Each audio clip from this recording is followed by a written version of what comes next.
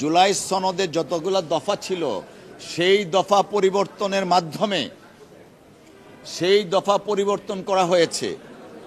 যে কারণে যে পরিবর্তনটা করা হয়েছে সেইটা মোস্ট লাইকলি জামাতের পরামর্শে করা হয়েছে। আমরা আমাদের জুলাই সনদ আলোচনায় যিনি নেতৃত্ব দিয়েছেন জনাব সালাউদ্দিন সাহেব গতকালকে স্পষ্টভাবে বলেছেন, জুলাই সনদের যে প্রস্তাবিত খসড়া ছিল সেই খসড়ার মধ্যে এখন যা প্রডিউস করা হচ্ছে অনেক কিছু নাই। যেহেতু নতুন কিছু সংযোজন করা হয়েছে সেই ব্যাপারে বিএনপির দ্বিমত আছে। জামাতের যিনি আইনজীবী এই কথাটা বলেছেন, উনি সত্যটাকে গোপন করার চেষ্টা করছেন। আমরা একমাত্র বিএনপি সবসময় চেয়েছি সবাইকে সাথে নিয়ে জুলাই সনদটা বাস্তবায়িত হোক, কিন্তু আপনি দেখাবেন হইলো একটা আবার কাজ করবেন আরেকটা, সেটা তো হতে পারে না।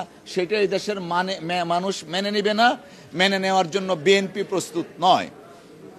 আরেকটা প্রশ্ন যেটা ছিল 270 দিন, দেখুন আসলে যারা লয়ার, আইনজীবী বা পার্লামেন্টারি এক্সপিরিয়েন্স আছে, কেউ শুধুমাত্র বাংলাদেশ নয় বিশ্বের ইতিহাসে কোনো কিছুই সংবিধানের কোনো অন্তর্ভুক্ত করা, সংযোজন বিয়োজন করা, নতুন আইন পাশ করা, সেটা পার্লামেন্টের 2/3 আই রিপিট 2/3 মেজরিটি না হওয়া পর্যন্ত সেটা করতে পারেন না।